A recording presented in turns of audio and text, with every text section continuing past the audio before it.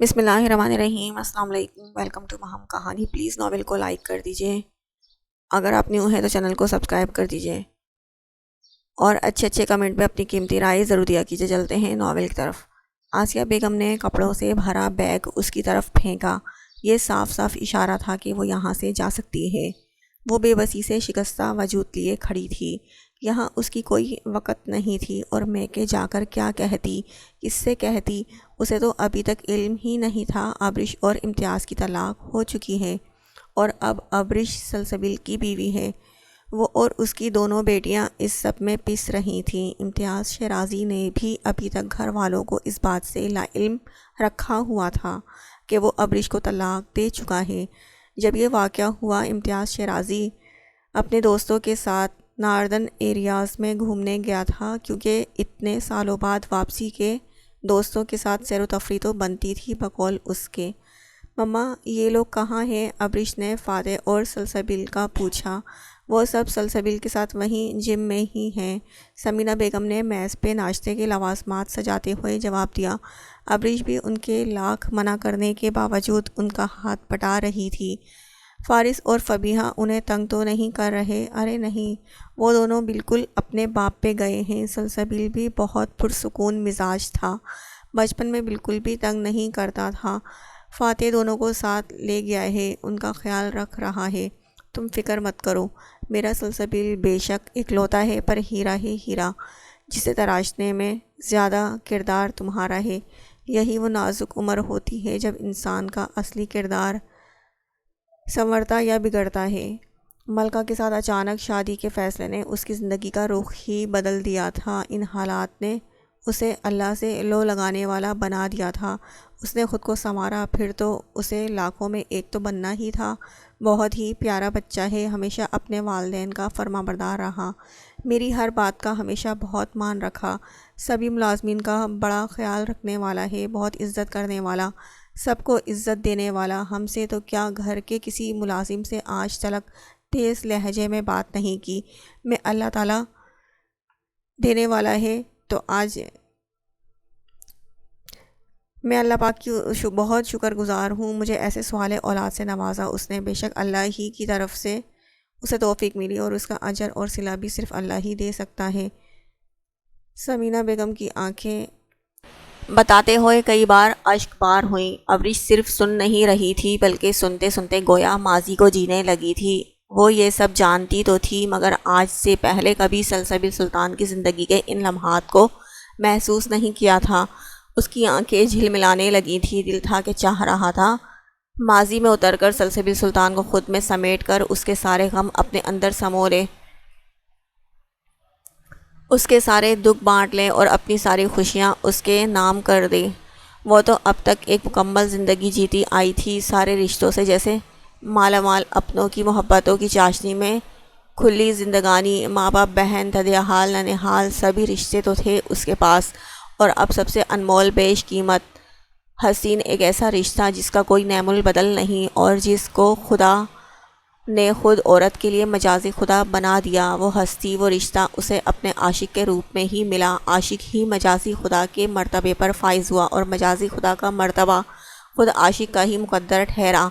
جب صرف عاشق تھا تب بھی اپنی مثال آپ تھا، اور اب جو مجازی خدا بن گیا تو بے مثال ہو گیا۔ ارے باتوں باتوں میں تو بھول ہی گئی، سلسبیل کے لیے شیک بنانا ہے، ورزش کے بعد پیتا ہے۔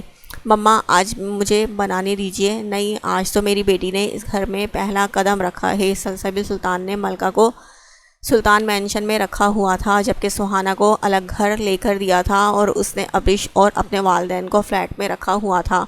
سمینہ بیگم اور اس کے والد نے ابرش کے ساتھ رہنے کا فیصلہ کیا تھا۔ ملکہ کے ساتھ اس کی والدہ زالے بیگم سلطان مینشن میں رہتی تھیں۔ وہ ایک دن ملکہ کے ساتھ گزارتا، دوسرا سہانا کے ساتھ اور تیسرا ابرش اور اپنے والدین کے ساتھ۔ ہر ایک دن اس نے برابر تقسیم کیا ہوا تھا تاکہ کسی کے ساتھ بھی ناانصافی نہ ہونے پائے۔ تینوں کو برابر وقت اور برابر اہمیت دیتا تھا۔ آج ہی سلسبیل سلطان نے ایک نیا گھر لیا تھا اور وہ اس چھوٹے سے فلیٹ سے نکل کر یہاں شفٹ ہوئے تھے۔ نہیں نہ پلیز مما، میرا دل کر رہا ہے، منع مت کیجیے، چلیں آپ مجھے کچن میں لے چلیں، سب سمجھا کے واپس ان کے پاس آ جائیے گا۔ ابریش کے اصرار پر سمینہ بیگم اسے کچن میں لے جانے لگی۔ جب ابریش ان کے پیچھے جا رہی تھی تبھی سامنے سے سلسبیل سلطان آتا دکھائی دیا، جو بلیک سینڈو اور بلیک ٹراؤزر پہنے اور گلے میں چھوٹا سا ٹاول ڈالا ہوا تھا۔ جس بنیان نما سینڈو کی وجہ سے اس کا کسرتی جسم ابریش کے سامنے واضح ہوا تھا، جو ایک بھرپور مردانہ وجاہت کا شاہکار تھا۔ وہ ایک سرسری نظر اس پر پڑتے ہی اسے دیکھ کر ٹھٹک کر رہ گئی۔ نظر جو پڑی پھر ہٹنا ہی بھول گئی۔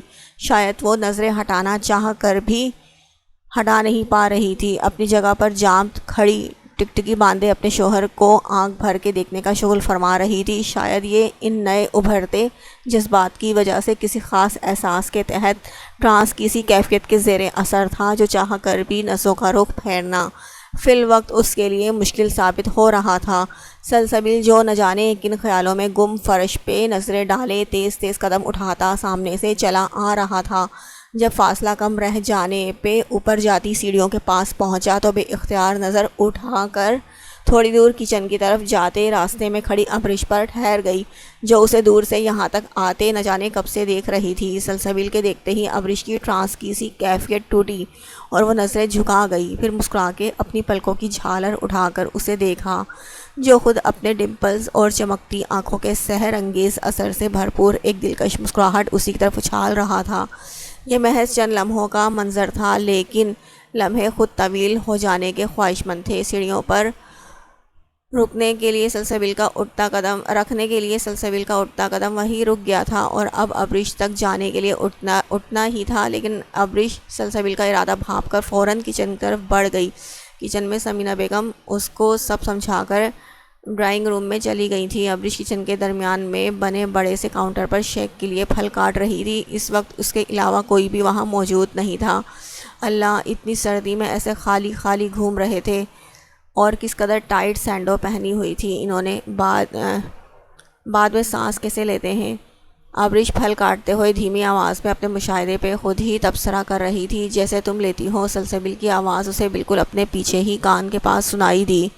اس کی سرگوشی سے تھوڑی اونچی آواز پہ وہ اچھل پڑی اور چھری سمیت پھل ہاتھ سے پھسل کے پلیٹ میں گر گیا۔ بے یقینی سے چہرہ گھما کر دیکھا تو وہ واقعی اس کے بالکل پیچھے اسی حلیے میں موجود اپنے ہاتھ پیچھے باندھے کھڑا اسی کی طرف جھکا ہوا تھا۔ وہ سٹپڑائی اس کی طرف گھوم گئی اور راہ فرار ڈھونڈنے لگی۔ وہ دائیں طرف سے نکلنا چاہتی تو وہ دائیں طرف ہو جاتا، وہ بائیں طرف سے نکلنا چاہتی تو وہ شرارت سے مسکراتے ہوئے بائیں طرف ہو جاتا۔ 2 سے 3 بار ایسا ہونے کے بعد ابریش ہار مانتی رک گئی اور سر اٹھا کر گھبراتے ہوئے اسے دیکھا۔ کیا ہوا؟ پریشان مت ہو، یہ ہمارا ہی گھر ہے۔ سلسبیل جی پلیز پیچھے ہٹیں، کوئی دیکھ لے گا، کوئی کسی وقت بھی آ سکتا ہے۔ کوئی نہیں آ رہا، ٹینشن ناٹ۔ دور دور تک تسلی کر کے تمہاری خوشبو کے پیچھے پیچھے آیا ہوں۔ ہاں تو کیا پوچھ رہی تھی خود سے میرے بارے میں؟ کچھ نہیں، کچھ بھی نہیں، سچ میں کچھ نہیں۔ پھر شاید میرے کان بج رہے تھے۔ کوئی کہہ رہا تھا میں اتنی سردی میں خالی خالی گھوم رہا ہوں اور میری یہ اتنی ٹائٹ سینڈو۔ کسی نے مجھے بہت غور سے دیکھا ہے آج تو بتاؤ مسز سلسبیل سلطان، تم ہر بار مجھے اتنے غور سے گھورتی ہو۔ نہیں تو اچھا، تو اتنے غور سے کیوں نہیں گھورتی مجھے؟ تمہارا فرض ہے مجھ پہ لائن مارنا ہے؟ نہیں، ہاں اچھا چھوڑیں، اب لیٹ نہیں ہو رہے ہیں ہم، آپ کو فریش ہو کے چینج بھی کرنا ہے۔ وہ سٹپٹا گئی۔ پکڑا ہی کہاں ہے جو چھوڑوں؟ پہلے پکڑنے تو دو، پھر چھوڑنے کی بات کرنا۔ وہ شرارت آمیز انداز میں بولا۔ زیادہ مت بنے، آپ کو سب پتہ ہے میرا مطلب کیا تھا۔ وہ فروٹ کاٹ چکی تھی اس دوران۔ جی نہیں، جب ڈبل میننگ بات کرو گی تو میں کیا سمجھوں گا؟ جی آپ تو چھوٹے ننھے منھے بچے ہیں نا، جو آپ کو کچھ پتہ نہیں اور ڈبل میننگ باتیں آپ کرتے ہیں، میں نہیں۔ وہ دودھ جگ میں انڈیلنے لگی۔ ابھی تو تم نے ہی کی تھی، اسی لیے میں نے اپنی مرضی کا مطلب نکال لیا، کیونکہ میں جانتا ہوں تم کیا چاہتی ہو، لیکن کہو گی نہیں۔ کیوں شرماتی ہو کہ ایک اور بیبی چاہیے ہے نا؟ میری جانا کو زمائنی انداز میں بول کر اسے کپ کپانے پر مجبور کر گیا۔ حدے ویسے، کچھ شرم کریں، 4 بچوں کے باپ بن گئے ہیں، ابھی تک شوق چڑھے ہیں مزید بچوں کے۔ وہ مصنوعی غصہ دکھاتے منہ پھلا کر بولی، جس نے کی شرم اس کے پھوٹے کرم۔ شرم کا مجھ سے دور دور تک کوئی واسطہ نہیں، یہ آپ جیسی حوروں کا ڈپارٹمنٹ ہے۔ مجھے تو ابھی فٹ بال ٹیم بنانی ہے، بتاؤ پھر کب رکھوں میچ؟ وہ شرارت سے ایک آنکھ ونک کیے مسکرا کر بولا۔ ابریش نے برا سا منہ بناتے ہوئے شیک بنانے کے لیے مکسر گرائنڈر چلا دیا، جس کے شور سے کچھ بھی سنائی نہیں دے رہا تھا۔ اس سے پہلے کہ سلسبیل مزید کوئی پیش رفت کرتا، فاتح اپنے ساتھ دونوں جڑواں بچوں فارس اور فبیہ کو لے آیا تو سلسبیل سلطان اس کی جانب بڑھا۔ فاتح نے فارس کو گود سے نیچے اتار دیا۔ فارس نے فوراً لاؤنج میں سامنے موجود ٹیبل کا سہارا لیا۔ وہ کھڑا ہونا سیکھ رہا تھا۔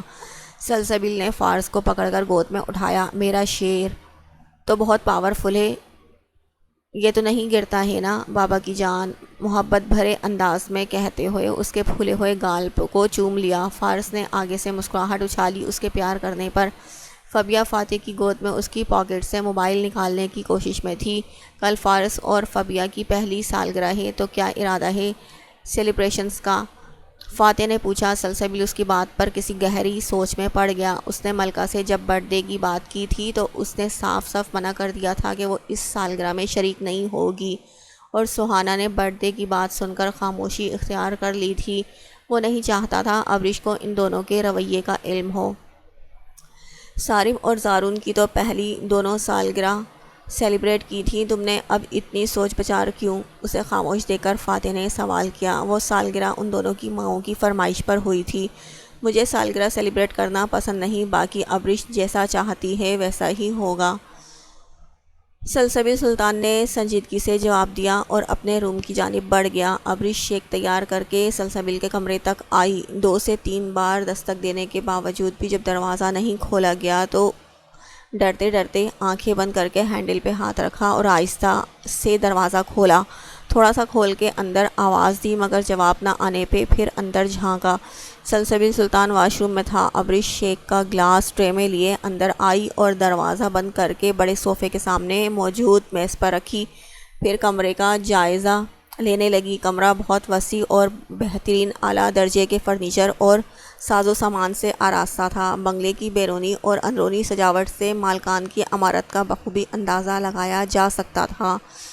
اس کمرے کی سجاوٹ بھی کسی ماہر کی مہارت اور مکین کی پرذوق طبیعت کا پتہ دے رہی تھی۔ کمرے کے 3 دیواروں پہ سفید، جبکہ سامنے کی دیوار پر نیوی بلو پہ سفید اسٹینلک ساتھ پینٹ ہوا تھا۔ ماسٹر کنگ سائز بیڈ سامنے کی اسی خاص دیوار کے ساتھ سیٹ کیا گیا تھا۔ دونوں اطراف سائڈ ٹیبل کے ٹھیک اوپر دیوار پہ خوبصورت سائڈ لیمپ لگائے گئے تھے۔ بیڈ گراؤنڈ کے اوپر دیوار کے ٹھیک بیچ میں بہت عمدہ پینٹنگ لگی تھی جو مہارت فنکار کا منہ بولتا ثبوت تھی۔ کمرے کی پینٹ کی میچنگ سے کھڑکی اور دروازے پہ نیوی بلو اور سفید رنگ کی سلک کے پردے ڈالے گئے تھے، اور اس کی ہی میچنگ کے مطابق بیڈ کے سامنے سفید صوفہ رکھا گیا تھا جس پہ 3 نیوی بلو کور میں کشن رکھے تھے، اور فرش پر سفید اور نیوی بلو رنگ کا ہی سینٹر کارپیٹ بچھا تھا۔ دائیں طرف ٹیرس میں جانے کے لیے سلائیڈنگ ڈور موجود تھا۔ ٹیرس میں آگے نیچے موجود جدید طرز کے سوئمنگ پول کا خوبصورت منظر ناظرین کا استقبال کرتا، اور صاف شفاف پانی اپنے احساس سے ہی ہر چشم دید کو ٹھنڈک، راحت و سکون بخشتا۔ ابریش ایک چیز سے متاثر ہوتی ستائشی نظروں سے کمرے کا جائزہ لینے اور اپنی قسمت پہ رشک کرنے میں مگن تھی، اور ابھی ٹیرس سے واپس کمرے میں آئی تھی تبھی واش روم کا دروازہ اچانک کھلا اور وہاں سے سلسبیل صرف شارٹ ٹراؤزر پہنے سیٹی پر کوئی خاص دھن بجاتا تولیے سے بال رگڑتے ہوئے باہر آیا۔ ایک چیخ ابریش کے منہ سے نکلی اور وہ ہاتھ آنکھوں پر رکھ کر چھپاتی ڈریسنگ روم کی طرف رخ موڑ گئی۔ چیخ کی آواز پہ خود بے مگن سلسبیل کو ایک زور کا جھٹکا لگا۔ اپنے کمرے میں غیر ارادی اور غیر متوقع چیخ کی آواز پہ وہ خود بھی گھبرا ہی تو گیا تھا، مگر جب سامنے رخ موڑے کھڑی ابریش کو دیکھا تو بے اختیار سر پہ ہاتھ دے مارا، پھر سر جھکا کے خود پہ نظر ڈالی۔ اسی وقت ابریش کی آواز آئی، ایسے کسی لڑکی کے سامنے آیا جاتا ہے کیا؟ جانا میں شاور لے کر آیا ہوں اور نہانے کے بعد ایسے ہی آیا جاتا ہے، ایسے بغیر کپڑوں کے؟ شرم نہیں آتی؟ ابریش کی بات پہ سلسبیل نے ایک بار پھر اپنی تسلی کے لیے سر جھکا کے اپنا جائزہ لیا۔ صرف شرٹ ہی تو نہیں پہنی، صرف شرٹ کے نیچے بھی کون سا بہت زیادہ کچھ پہن رکھا ہے، ایسے لگ رہا ہے فارس کی نیکر پہن کے ہی باہر آ گئے۔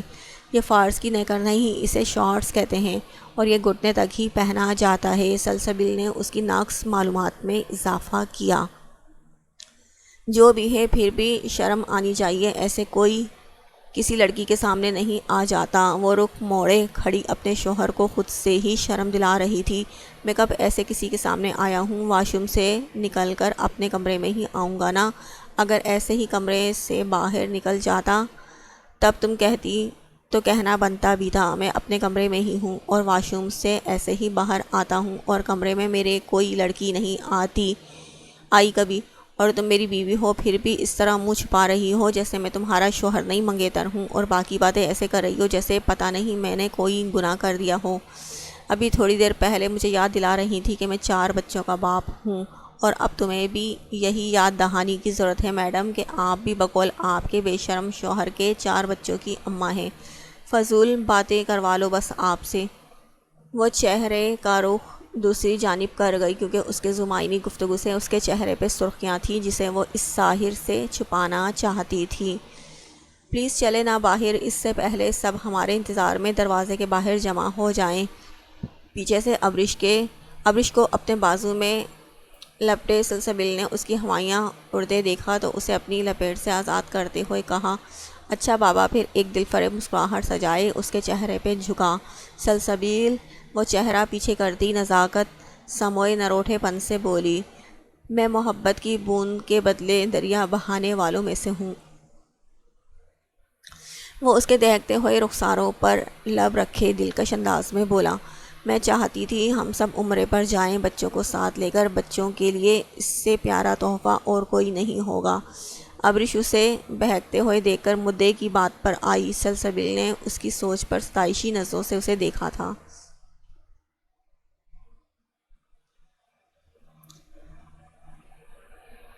گلے کا کینسر؟ اس کا چہرہ لٹھے کے مانند سفید پڑ گیا۔ اگر کسی شخص کے گلے میں مسلسل خراش کے ساتھ اسے سانس لینے میں دشواری ہو اور نگلنے میں پریشانی یا کان کا درد ہو تو یہ گلے کی کینسر کا پیش خیمہ ہو سکتا ہے۔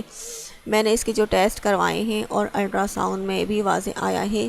کیا اب سرجری ہوگی؟ کیمو تھراپی ایک کینسر کی دوا ہے جو کینسر کے خلیوں کو مارنے کے لیے استعمال ہوتی ہے۔ کیمو تھراپی ریڈیو تھراپی کے ساتھ گلے کے کینسر کا علاج کر سکتی ہے، ڈاکٹر نے اپنے ماہرانہ پیشہ ورانہ انداز میں کہا، مگر ڈاکٹر کے ان الفاظ نے تو جیسے اس کی روح قبض کر لی تھی۔ اس کے پورے وجود میں کپ کپی سی دوڑ گئی۔ میری زنیرہ، وہ دم سادے دل پر ہاتھ رکھے اس ننھی معصوم سی جان کے بارے میں سوچتی ہوئی لرز کر رہ گئی تھی۔ آپ کو پہلے کسی نے گائیڈ نہیں کیا ہے میم، آج اس کی بیماری کی اصل تشخیص ہوئی ہے۔ اس سے پہلے کہ دیر ہو جائے آپ کو کوئی فیصلہ لینا ہی ہوگا۔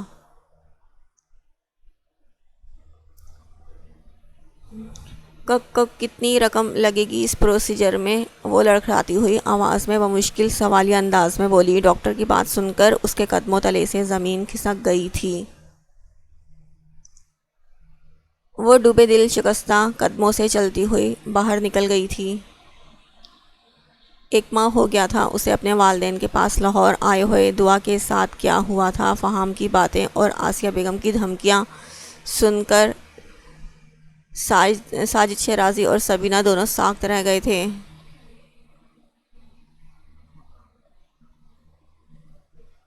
انہوں نے دعا کو بتا دیا تھا کہ ابرش کا نکاح تو اس کی رخصتی سے پہلے ہی سلسبیل سلطان کے ساتھ ہو چکا تھا۔ کیسے امتیاز شیرازی نے ابرش کے ساتھ برتاؤ کیا تھا اور کیسے وہ جیل میں رہا اور کیسے اس نے ابرش کو سلسبیل کے کہنے پر طلاق دی اور خود بیرون ملک فرار ہو گیا۔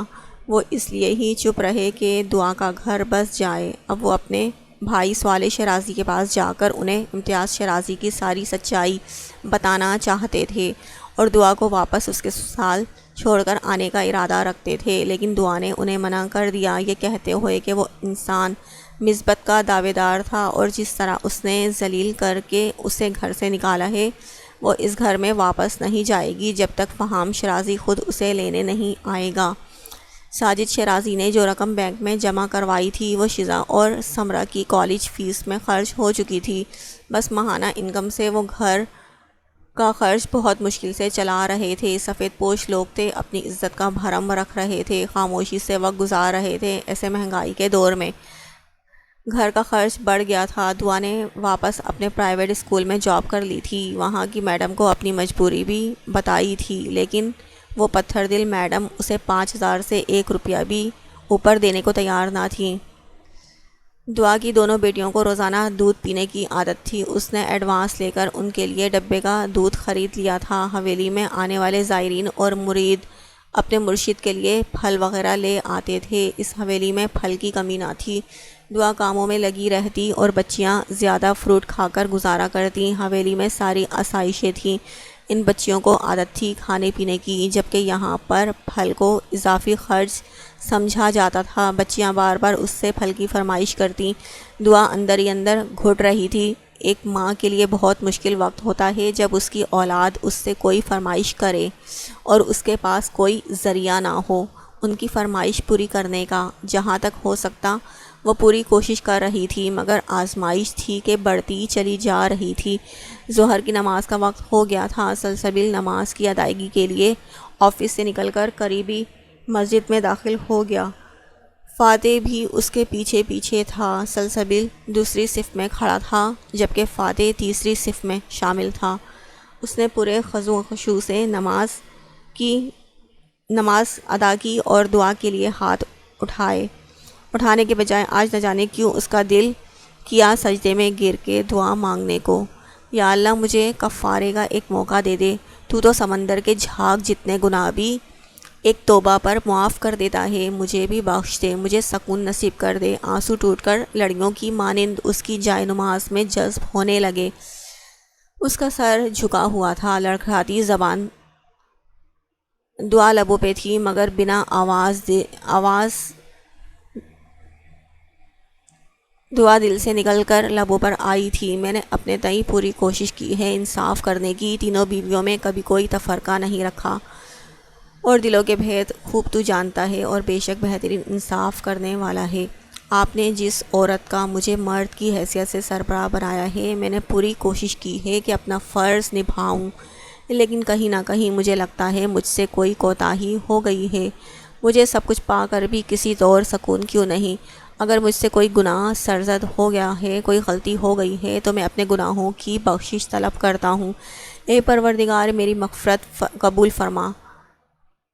اس کا دل پگھل جا رہا تھا اور اس پر ایک بے خودی کی سی کیفیت طاری ہو رہی تھی۔ اس کے بہتے ہوئے اشک موتیوں میں ڈھلتے جا رہے تھے۔ اس نے گڑ گڑا کر اپنے گناہوں کی بخشش طلب کی۔ دل کو لاحق تشویش اس پاک پروردگار کے سامنے اگل دی۔ سارے گناہ اور پچھتاوے سمٹ کر آنکھوں کے راہ گزر سے سیلاب کی شکل میں باہر آ رہے تھے۔ تبھی سجدے میں گرے سلسبیل سلطان کے وجود کو ایک جھٹکا سا لگا تھا۔ اس نے درد کی شدت سے بلبلاتے ہوئے سینے پر ہاتھ رکھا تھا اور وہیں ڈھہ گیا۔ کافی نمازی اب نماز پڑھنے کے بعد وہاں سے جا چکے تھے۔ فاتح نے جیسے ہی آمین کہتے منہ پر ہاتھ پھیرے، سلسبیل کو بے حس و حرکت پڑی دیکھ کر اس کی آنکھیں حیرت کی زیادتی سے باہر کو ابل آئیں۔ وہ بنا ایک لمحہ بھی ضائع کیے صورت سے اس کی جانب لپکا اور اس کے بے ہوش وجود کو اپنے ہاتھوں میں لیا۔ سلسبیل، وہ پوری قوت سے چلایا۔ اسے اپنے اوپر جھکا دیکھ کر وہ ذرا کی ذرا آنکھیں کھول کر اپنی پوری ہمت مجتمع کر کے بس اتنا ہی بولا تھا، لا الہ الا اللہ محمد رسول اللہ۔ کہتے ہی اس کی آنکھیں بند ہونے لگیں اور پھر بند ہوتی آنکھوں سے آخری چہرہ جو اس نے دیکھا تھا وہ اس کے بچوں کا تھا۔ اس کے بعد اس کی آنکھیں ساخت ہو گئی تھی اور جاندار وجود بے جان ہو کر پل دو پل میں ہی خاک میں مل گیا، اور جو بات وہ فاتح سے کرنا چاہتا تھا اب اس کے سینے میں ہی دفن ہو گئی تھی، اور اس کے سارے خواب اور خوشیاں، اس کی ذمہ داریاں بھی اس کے ساتھ ہی ختم ہو گئی تھی۔ شاید مس دعا اور مس ہیرا کی برانچ ڈیوٹی ہے، جائیں اور ڈیوٹی دیں۔ ایک ٹیچر اندر آئی اور رجسٹر سے دیکھ کر بتا رہی تھی۔ وہ دونوں جو سنیرا کے بارے میں سوچ رہی تھی ابھی بات سن کر باہر آ گئیں۔ بھوک لگی ہے یار، دعا، اور تم نے تو لنچ بھی نہیں کیا، وہ دعا کے کندھے پر سرکتے ہوئے بول رہی تھی۔ مجھے بھوک نہیں ہے، اگر آج یہ لوگ تنخواہ دے دیتے ہیں تو میں کچھ کر لیتی۔ اوپر سے میڈم نے سنا دیا ہے کہ گرمیوں کی چھٹیوں میں ٹیچرز کو تنخواہ بھی آدھی ملے گی۔ دعا اپنی انگلیوں کو مروڑتے ہوئے پریشان کن لہجے میں بولی، تنخواہ وہ بھی آدھی؟ آئے ہائے، اللہ پوچھے ان پرائیویٹ اسکول والوں کو 2500 میں کیسے گزارا ہونا ہے بھلا۔ اس نے افسوس زدہ آواز میں کہا، وہی سوچ کر تو میں بھی پریشان ہوں۔ میرے پاس ایک آئیڈیا ہے، دعا تم ہوم ٹیوشن پڑھا لو، اچھے پیسے مل جائیں گے۔ میری ایک جاننے والی ہیں، بہت اچھی ہیں، دوست کی طرح۔ انہیں ضرورت ہے ٹیچر کی جو ہوم ٹیوشن پڑھا سکے۔ میں نے اسی لیے منع کیا ہے کیونکہ مجھے ہوم ٹیوشن پڑھانے کی اجازت نہیں ملنے والی، اگر ہو سکے تو تم پڑھا لو۔ اس کی بات پر دعا نے چونک کر اس کی جانب دیکھا اور پل بھر میں فیصلہ کر لیا۔ سلسبیل سلطان کو تیزی سے اسپتال لایا گیا۔ سب افراد کو اطلاع پہنچا دی گئی تھی۔ سمینہ بیگم اور سلسبیل سلطان کے والد تو یہ خبر سن کر ہی اسپتال کی جانب دوڑے، جبکہ کچھ ہی دیر میں سلطان مینشن کے مکین ملکہ اور زالے بیگم بھی اسپتال پہنچ گئی تھیں۔ سہانا بھی وہیں موجود تھی۔ ایک قیامت تھی جو ان تمام پر پوری ہیبت ناکی سے برپا ہوئی تھی۔ ہر کوئی اشکبار دکھائی دے رہا تھا۔ سمینہ بیگم تو نڈھال سی بلک بلک کر روئے جا رہی تھیں، جبکہ ان کو سنبھالنے کی کوشش کیے زالے بیگم کی بھی آنکھیں نم تھیں، اور ملکہ کا حال بھی کچھ مختلف نہ تھا، جبکہ ابرش کی حالت ان سب سے زیادہ قابل رحم تھی، جو ICU کے دروازے کے سامنے کھڑی اذیت کے نہ جانے کون سے مقام پر تھی۔ آنکھیں جہنم کی مانند سلگ رہی تھیں، سب کی آہیں سسکیاں اس کا دم گھونٹ رہی تھیں۔ سبیل کو مشینوں میں جکڑے دیکھ اس سے خود سے بھی سانس لینا دشوار ہو رہا تھا۔ کچھ نہیں ہوگا، سلسبیل کو حوصلہ کریں۔ اس کی سوگوار حالت پہ فاتح پر امید دکھائی دیا، جس پر وہ کرب زدہ نظر اس پر ڈالتی اس بات میں سر کو جنبش دے کر ایک بار پھر ICU کے گلاس سے اندر ICU سے جھانکنے لگی۔ آخرکار چند گھنٹوں کے سہانے روح انتظار کے بعد ڈاکٹرز ICU سے باہر نکلے۔ ان کے الفاظ امید افزا نہ تھے، لیکن سب کے ڈوبتے دل بحال ضرور ہوئے۔ ہر اشک بار آنکھ تشکر کے سنگ مسکرا اٹھی۔ آپ سب کی دعا کا نتیجہ ہے کہ پیشنٹ کی کنڈیشن سٹیبل ہو چکی ہے۔ پیشنٹ کو ہارٹ اٹیک ہوا ہے۔ آپ خود سمجھدار ہیں، انہیں اندر ہی اندر کوئی پریشانی ہے جو وہ اس حال کو پہنچے۔ اگر آپ لوگ ان کی زندگی بچانا چاہتے ہیں تو ان کی پریشانی کی وجہ کو دور کریں۔ واضح کر جاؤں مزید ایک بار پھر، وہ اس ٹرم سے گزرے تو ان کا بچنا مشکل ہو جائے گا۔ یہ ڈاکٹر آصف تھے، جو ہارٹ سرجن ہونے کے ساتھ ساتھ فاتح کے دوست بھی تھے، اور اب نرم لہجے میں اس سے مخاطب تھے۔ ان کی ایک ایک بات سب بڑی توجہ سے سن رہے تھے۔ پیشنٹ کو کیئر روم میں شفٹ کر دیا گیا ہے، آپ چاہیں تو ان سے مل سکتے ہیں، لیکن دھیان رکھیے گا کہ زیادہ رش نہ ہو۔ ڈاکٹر کی بات پر سمینہ بیگم نم آنکھوں سے مسکراتی ابرش کی جانب بڑھی، جو ابھی تلک سسک رہی تھی۔ وہ بے قراری سے ابرش کی جانب دیکھ رہی تھی۔ سلسبیل اب ٹھیک ہے، وہ تسلی آمیز انداز میں بولی۔ میں بہت پریشان ہو گئی تھی مما، اللہ کا شکر ہے وہ ٹھیک ہیں۔ نہ جانے ملکہ اور سہانا کی کیا حالت ہوگی۔ وہ تشکر بھرا سانس فضا کے سپرد کرتے گویا ہوئی۔ کیا ہوا ہے، کیا سوچ رہی ہو؟ دعا کے چہرے پہ تفکر کے سائے دیکھ کر پوچھا۔ کچھ نہیں آپی، بس ایسے ہی، دعا زبردستی مسکرا کر بولی۔ دعا تم جانتی ہو تم مجھ سے کچھ نہیں چھپا سکتی، اسی لیے شروع ہو جاؤ، وہ سنجیدہ لہجے میں بولی۔ بالکل آپی، آپ سے کچھ نہیں چھپا سکتی۔ جو باتیں میں اپنی سگی بہنوں سے، اپنی امی سے نہیں کر سکتی، وہ باتیں شروع سے لے کر آخر تک آپ کو بتائی ہیں۔ اپنی ہر مجبوری، اپنی بے بسی سب آپ سے شیئر کی ہے۔ آج جو میلاد شریف آپ نے کروایا، اس میں گڑ گڑا کر اللہ پاک پروردگار کے حضور دعا کی ہے کہ فہم آ کر باعزت طریقے سے مجھے واپس اپنے گھر لے جائیں۔ میری زندگی جیسے بھی گزرے گی گزار لوں گی، لیکن اپنی بچیوں کو یوں ایک ایک چیز کے لیے سسکتے نہیں دیکھ سکتی۔ ایک لڑکی تب تک اپنے بارے میں سوچتی ہے جب تک وہ اکیلی ہوتی ہے، لیکن جب ایک ماں بن جاتی ہے تو اولاد کی خوشی سے بڑھ کر کچھ نہیں ہوتا۔ زنیرہ کو علاج کی ضرورت ہے۔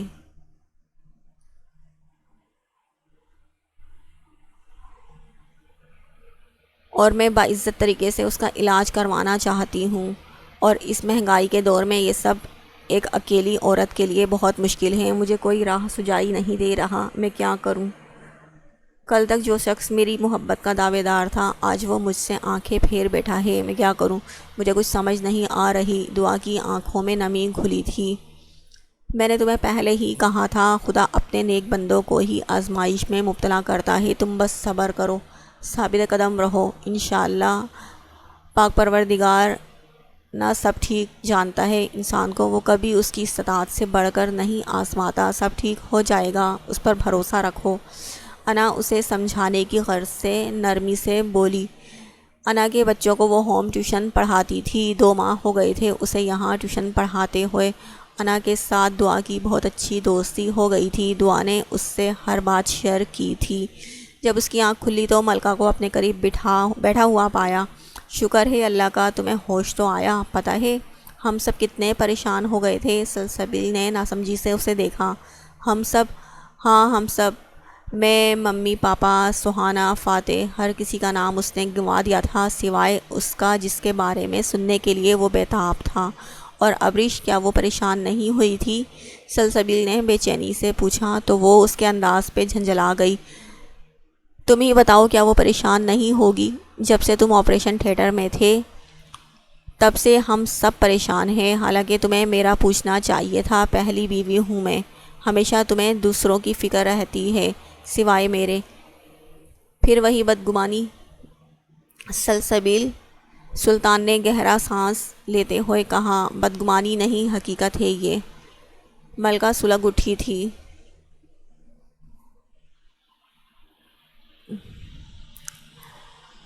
ہوش میں آتے ہی میری برائیاں شروع ہو گئیں، تمہارا درجہ کسی سے کم نہیں، تم سامنے ہو، تم سے بات کر رہا ہوں جو سامنے نہیں، اسی لیے اس کے بارے میں پوچھ لیا۔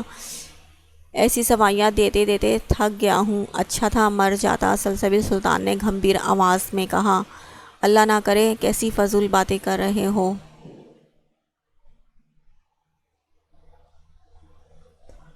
ملکہ نے اس کے لبوں پہ ہاتھ رکھ کر اسے مزید بولنے سے روکتے ہوئے کہا۔ سلسبیل سلطان نے چہرے کا رخ موڑ کر آنکھیں مون لی تھیں۔ اچھا سوری نا، ادھر میری طرف دیکھو۔ ملکہ نے اس کے گال کو چھو کر اس کا رخ اپنی جانب موڑا تھا تو سلسبیل سلطان نے اس کی جانب دیکھا۔ کیا ابھی بھی مجھ سے ناراض ہو؟ اس کی آنکھیں کھلتے ہی اس نے ڈرتے ہوئے سوال کیا۔ کیا نہیں ہونا چاہیے؟ ملکہ نے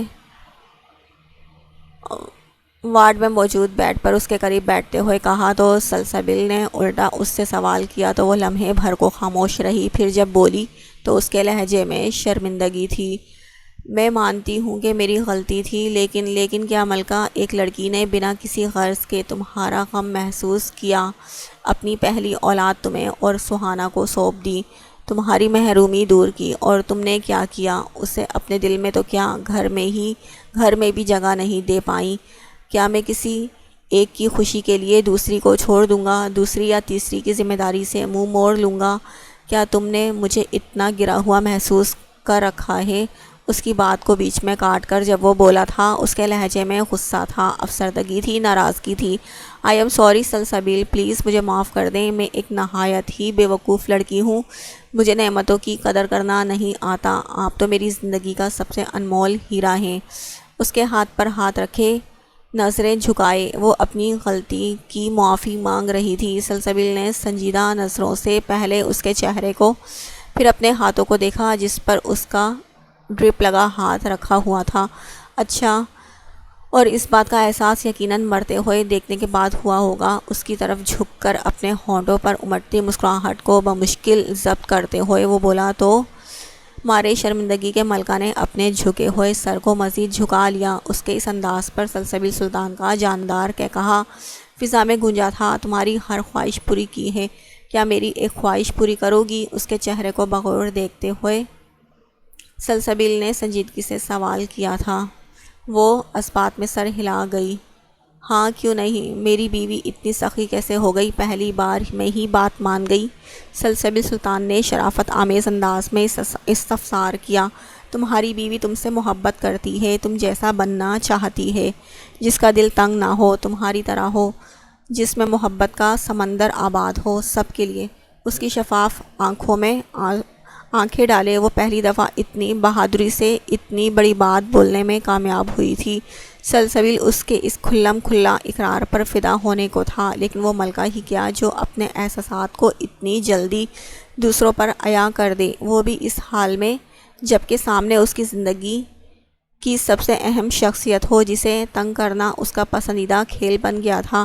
میری کیوٹ سی ملکہ مجھ سے اتنی محبت کرتی ہے؟ سلسبیل نے اس کی کلائی تھام کر دلکش لب و لہجے میں پوچھا۔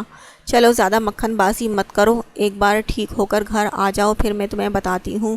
اس کے نرم ہاتھ کی گرفت سے اپنا ہاتھ آزاد کرتے ہوئے وہاں سے اٹھ کر قریب پڑی کرسی کی پشت سے ٹیک لگا کر آرام سے بیٹھ گئی اور اس کے حیران و پریشان چہرے کو دیکھنے لگی۔ کیا تم واقعی وہ کرو گی جو میں چاہتا ہوں؟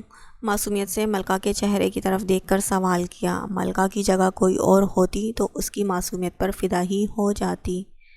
ملکہ نے جواب دینے کے لیے منہ کھولا ہی تھا کہ دروازہ کھلنے کی آواز پر گردن موڑ کر دروازے کی طرف دیکھا، جہاں فاتح کھڑا مسکراتی ہوئی نظروں سے ان دونوں کو دیکھ رہا تھا۔ اگر لیلا مجنوں بات کر چکے ہوں تو کیا ہم اندر آ سکتے ہیں؟ سوال پوچھ کر بدتمیزی کی نمائش کی۔ تم پہلے ہی اندر ہو، بدتمیز انسان۔ گھور کر اس کے قدموں کی طرف اشارہ کیا جو پہلے ہی کمرے کے اندر تھے تو وہ کھسیانی ہنسی ہنستا پورے کا پورا اندر داخل ہو گیا۔ کیا حال ہے میرے یار کا؟ فاتح کے اندر داخل ہوتے ہی سب سے پہلے سہانا آگے بڑھی تھی، پھر باقی سب بھی دھیرے دھیرے اندر داخل ہو گئے تھے اس کی عیادت کے لیے۔ نہ جانے اور کتنے دن گزر گئے اور وہ دل میں اوپر والی منزل میں جانے کے لیے ہمت پیدا کرنے لگا۔ فہام شیرازی کمرے سے نکلا اور اوپر منزل تک جانے والی سیڑھیاں چڑھنے لگا۔ شام کا وقت تھا اور موسم اب کل سے قدرے بہتر تھا۔ ہلکی ہلکی ٹھنڈی ہوا چل رہی تھی جسے خود تک پہنچنے سے روکنے کے لیے وہ اپنی خاکی مخصوص شال پہنا ہوا تھا۔ اوپر کو اٹھتے قدم لرز رہے تھے۔ سامنے کو ایک کمرہ تھا جس کا دروازہ بند تھا۔ اندھیر نگری کی باسی تھی وہ، اسے یقین تھا وہ انہیں نیچے لانے میں کامیاب ہو جائے گا۔ اس نے دروازہ کھٹکھٹایا تو اندر ہوں کی آواز آئی۔ تکلیف سے آنکھیں میچی، کتنا عرصہ ہو گیا تھا ان کو دیکھا نہیں تھا، پتہ نہیں اب کیسی ہوں گی۔ اس نے ہینڈل گھما کر دروازہ پیچھے کو دھکیلا، ایک آواز کے ساتھ وہ کھلتا چلا گیا۔ کمرہ اندھیرے میں غرق تھا۔ آپ گینے کی اس کی طرف پیٹھ تھی۔ اس نے بڑھ کر لائٹ جلائی تو آپ گینے نے پلٹ کر اسے دیکھا، کیونکہ کوئی کمرے میں داخل ہو کر لائٹ نہیں جلایا کرتا تھا۔ نظریں فہام پر رکی تو جیسے ٹھہر سی گئیں، ایسے لگا جیسے صدیوں کا بیمار ہو۔ چہرے پہ مایوسی چھلک رہی تھی۔ وہ اٹھ کر آہستہ اور بے یقینی سے چلتے ہوئے اس کی جانب آئیں۔ فہام خود بھی اپنی جگہ سے ہل نہ پایا، لرزاہٹ ہی ایسی تھی وہ نہیں جانتا وہ کب تک خود کو سنبھالے کھڑا رہے گا۔ آپ کی نے اس کے قریب آ رہی تھی تاکہ اسے چھو کر محسوس کر سکے، یہ اس کا وہم نہیں ہے۔ فہام کی آنکھیں لرزنے لگیں اور ضبط کا دامن چھوٹنے لگا تھا۔ آپ کی نے اس کے گالوں پر ہاتھ پھیرا تو فہام سے برداشت نہ ہو پایا اور وہ آپ کی نے کے گلے لگ گیا۔ آنسو تھے کہ بے ربط بہنے لگے، نہ چاہتے ہوئے بھی وہ اپنی جان سے پیاری پھپھو کے سامنے خود کو روک نہ پایا تھا۔ آنکھیں سرخ ہو چکی تھیں اور وہ ان کے کندھے پر سر رکھے سسکیوں سے رو رہا تھا۔ آپ کی نے گیلی آنکھوں سے اس کا تیزی سے ماتھا چوم رہی تھی تو کبھی ہاتھ۔ وہ اب بھی بے یقین تھی وہ اس قدر لمبا ہو گیا تھا۔ اگر وہ بول سکتی تو اسے فہام بیٹا شرم کہتے ہوئے بھی شرم آتی۔ پھپھو مجھے بھول گئی ہیں، وہ جیسے ان سے شکوہ کر رہا تھا، مگر آپ کی نے تیزی سے نفی میں سر ہلا رہی تھی۔ اس نے پھر سے اسے اپنے گلے لگا لیا۔ اس کے بالوں کو وہ بہت محبت اور نرمی سے سہلا رہی تھی، ساتھ ساتھ سر نفی میں بھی ہل رہا تھا۔ دل کے درد میں روتے کے ساتھ ہی کمی محسوس ہونے لگی تھی۔ میں 1-2 دن میں لاہور جا رہا ہوں۔ وہ آپ کی نے کی گود میں سر رکھے لیٹا ہوا تھا اور وہ اس کے بال سہلا رہی تھی۔ وہ الجھی تو فہام دیکھ کر مسکرایا۔ اپنی روٹھی ہوئی بیوی کو منا کر واپس گھر لانا ہے اور آپ کی رخصتی بھی تو کرنی ہے مجھے، وہ کہہ کر خاموش ہوا تھا۔ آپ کی نے کے چہرے کے تاثرات بدلے، وہ جان گئی وہ اس کی بات کرنے آیا ہے۔ آپ کیا کہتی ہیں، کون سا رنگ لاؤں، سفید فراک یا پھر گہرا آتشی؟ وہ اٹھ کر بیٹھ گیا۔ آپ کی نے کہ ذرا سا بھی اچھا نہیں لگا کہ اس کا بھتیجا اپنی پھپھو کی رخصتی کی بات کر رہا ہے۔ آپ کو کیوں غصہ آ رہا ہے؟ اوہ اچھا جی، آپ یقیناً یہ سمجھ رہی ہیں کہ میں آپ کی اور کیسر پھپھا کی رخصتی کی بات کر رہا ہوں۔ اچھا نہیں ہے پھپھو، اڑتی اڑتی خبریں پہنچی ہیں کہ آپ نے رخصتی سے انکار کر دیا ہے۔ آپ کی نے کا دل حلق میں آ گیا تھا۔ وہ زرد ہوتے چہرے سے ساکت بیٹھی تھی۔ ان کی طرف سے خاص درخواست آئی ہے کہ آپ انہیں بالکل پہلے کی طرح دلہن کی طرح سجی ہوئی ملیں۔ آپ کی نے کے لب لرزنے لگے اور آنکھیں نیر بہانے لگیں اور اٹھ کر چلتی کھڑکی تک آئی۔ فہام نے اس کی پشت پر لہراتے لمبے بالوں کو دیکھا جو بے حد حسین تھے۔ وہ اب بھی اتنی ہی حسین تھی جتنی پہلے ہوا کرتی تھی۔ کھڑکی سے باہر کس کو تلاش کر رہی تھی اور وہ جانتا تھا۔ آپ رو رہی ہیں؟ اس نے حیرانگی سے پوچھنے پر آپ گینے کے آنسو آنکھوں سے تیزی سے نکلنے لگے۔ وہ ساتھ ساتھ انگلیوں سے آنسو صاف کرنے لگیں۔ سر نفی میں بھی ہل رہا تھا۔ آپ نے انکار کیوں کیا جبکہ آپ بھی چاہتی ہیں؟ اس کے سوال پر آپ گینے نے تیزی سے گردن موڑی۔ آنکھیں حیرت سے پھٹی ہوئی تھی۔ وہ کیسے جان گیا تھا سب؟ کیا جواب ہے آپ کا؟ مجھے بتائیں خدا را، کیونکہ آپ کو راضی کیے بغیر میں یہاں سے نہیں جاؤں گا۔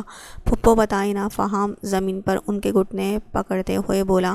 وہ سسک رہی تھی اور فہام اس کی آنکھوں میں موجود آنسو انگلیوں کی پوروں سے چن رہا تھا۔ کچھ ظالم لوگوں کی وجہ سے آپ کی زندگی کے اتنے سنہری سال برباد ہو گئے، مگر اب اور نہیں۔ باقی کی زندگی کا ایک ایک لمحہ خوشی سے بھرپور ہوگا انشاءاللہ۔ آپ گینے نے سن کر دھیرے سے اس بات میں سر ہلایا۔ فہام ساکت ہوا۔ آپ راضی ہیں؟ وہ جھٹکے سے اٹھ کھڑا ہوا تھا۔ آپ گینے نے نظریں نیچے جھکا کر ہچکیاں روکتے ہوئے اس بات میں سر ہلایا تھا۔ اتنی عمر رو کر گزاری ہے مگر اب نہیں۔ فہام خوشی کے مارے انہیں بھینچ کر گلے سے لگا گیا۔ یہ کیا حالت بنائی ہوئی ہے اپنی؟ آپ مجھے ڈانٹیں مت پلیز۔ وہ نم آواز میں منت کرتے ہوئے لہجے میں گویا ہوئی تو وہ تھما، پھر یکدم دونوں بازو وا کیے اس کی جانب دیکھنے لگا۔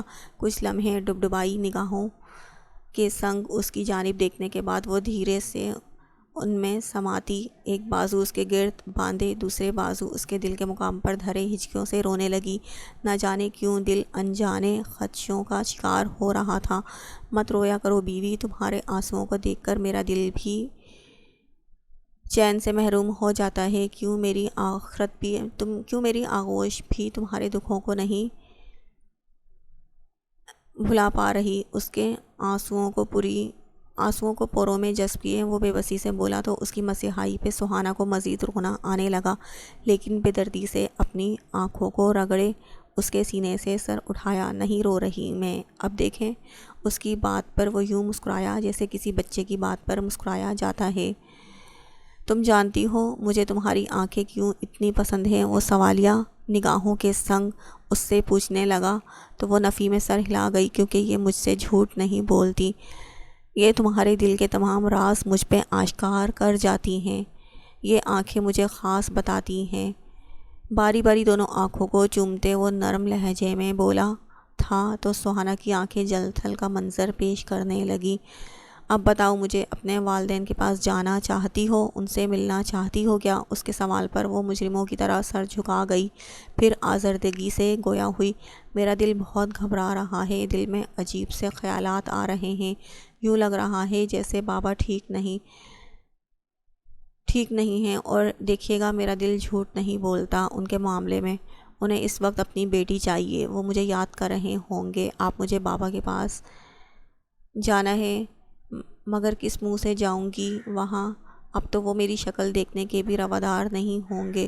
وہ سسکتے لہجے میں گویا ہوئی تو وہ اس کے ماتھے پہ لب رکھتے اس کی جانب ہاتھ بڑھا گیا، جس میں وہ دھیرا سا مسکراتی زارون کو چومتے اس کا ہاتھ تھامتے اس پر اپنا چہرہ رکھ گئی۔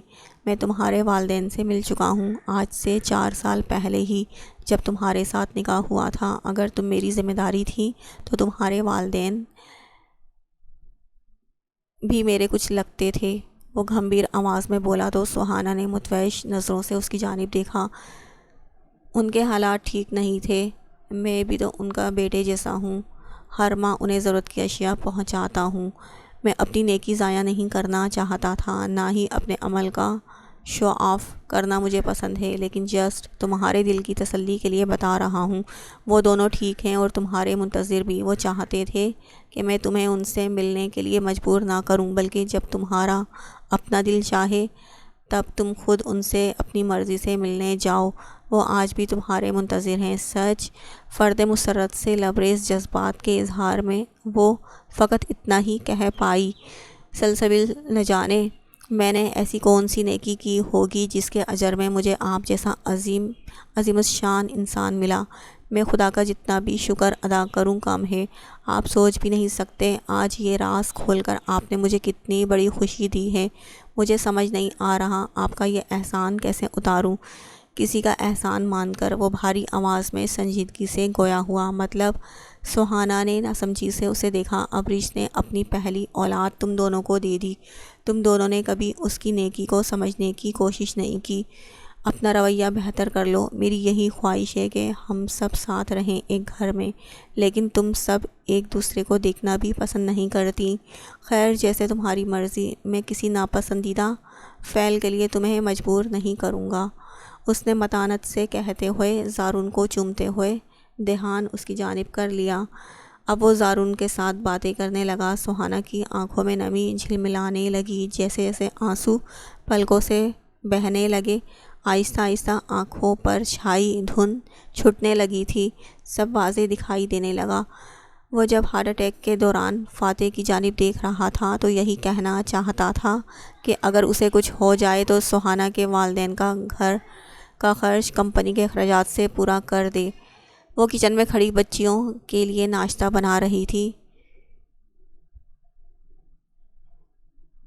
چائے بنا رہی ہو؟ میرے لیے بھی بنا دو دعا بچے، ساجد شیرازی نے دھیمے سے مسکراتے ہوئے اس کے سر پر ہاتھ رکھ کے کہتے ہوئے ہولے سے وہ پھیکا سا مسکرائی۔ جی بابا، اس نے ایک کپ پانی اور ڈال دیا۔ بابا چائے، اس نے ادب سے جھک کر چائے پیش کی تو وہ مسکرا دیے۔ جیتی رہو، اس کے سر پر ہاتھ رکھا تو وہ پھیکا سا مسکرائی اور پلٹنے لگی۔ دعا؟ جی بابا۔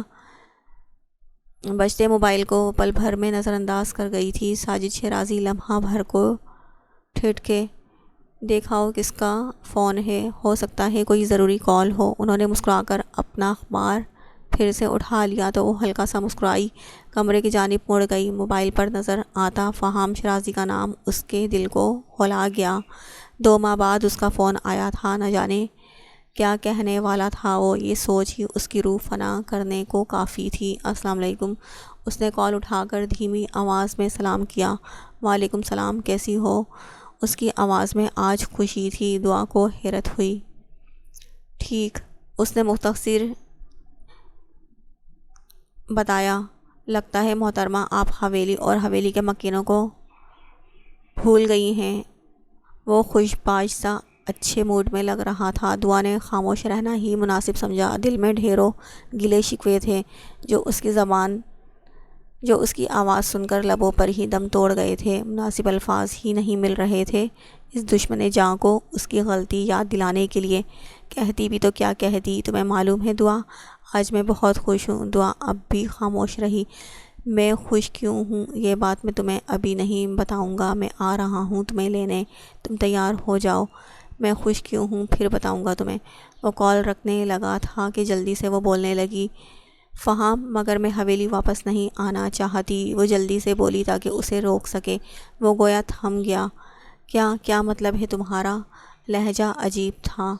مطلب یہ کہ اگر آپ کو آپ کے بھائی نے ساری سچائی بتا دی ہے کہ وہ 4 سال پہلے ہی ابریش کو طلاق دے چکا ہے اور ابریش بھی اپنی شادی شدہ زندگی گزار رہی ہے اور بے گناہ ہوتے ہوئے میں قصوروار نکلی، سزا صرف مجھے ملی، اس سب میں مجھے ذلیل و رسوا کر کے گھر سے نکالا گیا، جب مجھے میری اوقات دکھائی گئی کہ 4 سال بھی خدمت کر کے میری وہاں کیا اوقات ہے، تو میں چاہتی ہوں بس اپنے گھر، میرا مطلب ہے کہ اپنے ہی گھر رہوں۔ حویلی میں رہنا بہت مشکل ہے میرے لیے، مجھے محسوس ہوتا ہے کہ حویلی میں رہوں گی تو مکمل قید کی زندگی گزاروں گی اور آپ کے والد آپ کی والدہ مجھے ہر وقت نیچا دکھانے میں کامیاب رہیں گی۔ ایسی زندگی مجھے قبول نہیں۔ ہم دونوں کے بیچ میں اب پہلے جیسا کچھ نہیں رہا، اسی لیے میں چاہتی ہوں کہ آپ مجھے طلاق۔ فہم شیرازی نے اس کی کال تکلیف سے کاٹی۔ وہ ایسا کیسے کر سکتی ہے؟ اسے یہ حویلی قید لگتی ہے یا میرے ساتھ جینا؟ وہ طلاق وہ آگے سوچ بھی نہیں پا رہا تھا۔